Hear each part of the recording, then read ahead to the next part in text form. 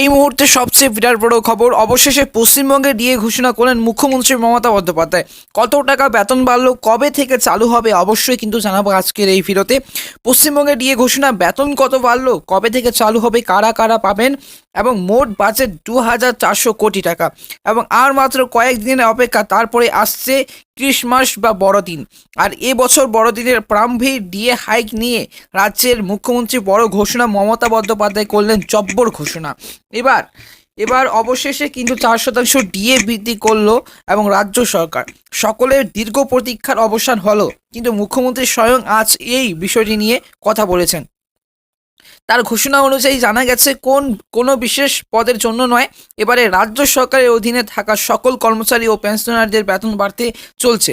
এবং আসন্ন বড়দিনের আগে রাজ্য সরকারের তরফে এই ঘোষণা সকলের মনকে আনন্দিত করে তুলেছে। এবং 4% বৃদ্ধি হওয়ার পর এবং বৃহস্পতিবার কলকাতায় বড়দিনের উপলক্ষে একটি অনুষ্ঠানে উপস্থিত ছিলেন মুখ্যমন্ত্রী মমতা বন্দ্যোপাধ্যায়। সেই অনুষ্ঠানের মঞ্চ থেকে কিন্তু সরাসরি এবং রাজ্যবাসীর উদ্দেশ্যে এই ঘোষণা করেন তিনি।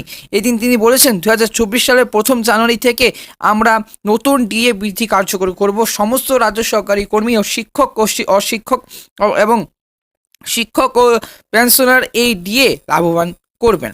তবে এই ডিএ প্রদান করার জন্য রাজ্য সরকারের মোট 2400 কোটি টাকা খরচ হবে, যার মধ্যে সুবিধা পাবেন মোট 14 লক্ষ কর্মী ও পেনশনভোগীরা। এবং পাশাপাশি এদিকে মুখ্যমন্ত্রী আরও জানান যে কেন্দ্র সরকারের ক্ষেত্রে ডিএ বৃদ্ধিটা করাটা বাধ্যতামূলক, কিন্তু রাজ্য সরকারের ক্ষেত্রে তা নয়। রাজ্যের জন্য এই ব্যাপারটা সম্পূর্ণ ঐচ্ছিক। আমাদের কর্মীরা সারা বছর প্রচুর পরিশ্রম করেন, তাই খুশি হয়ে আমরা এটি তাদের দিচ্ছি। তবে প্রসঙ্গত উল্লেখযোগ্য যে কেন্দ্রীয় সরকার বছরে দুবার তার কর্মীদের বেতন এবং মহার্ঘ ভাতা প্রদান করে থাকে। একটি বারে বছরের প্রথমে জানুয়ারি মাসে, আর অপরটি কিন্তু বছরের মাঝামাঝি জুলাই মাসে।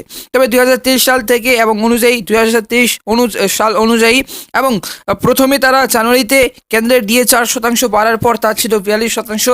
তারপরে অক্টোবর মাসে আবারও কিন্তু বৃদ্ধি পায় জুলাই মাসের ডিএটি, যেখানে আবারও 4% বেড়ে যায়। তা বর্তমানে কেন্দ্রের এবং কর্মীরা মোট 46% হারে লাভবান করে থাকেন। সূত্রের খবর, 2024 সালে জানুয়ারিতে পুনরায় 5% আবার কিন্তু বাড়তে পারে কেন্দ্রের দিয়ে।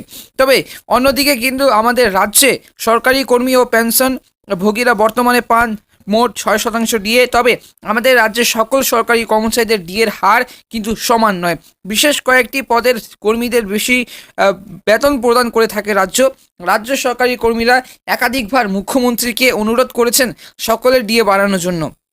তবে কিন্তু মুখ্যমন্ত্রী ততবারই জানিয়েছেন সেটা করা কোনোভাবেই সম্ভব নয়। যাই হোক, যদি 1 জানুয়ারি থেকে তা 4% বাড়ে, রাজ্য সরকারি কর্মীরা মোট 10% মহার্ঘ ভাতা এরপর পেতে চলেছেন, যা ইতিমধ্যে তাদেরকে অত্যন্ত খুশি করেছে।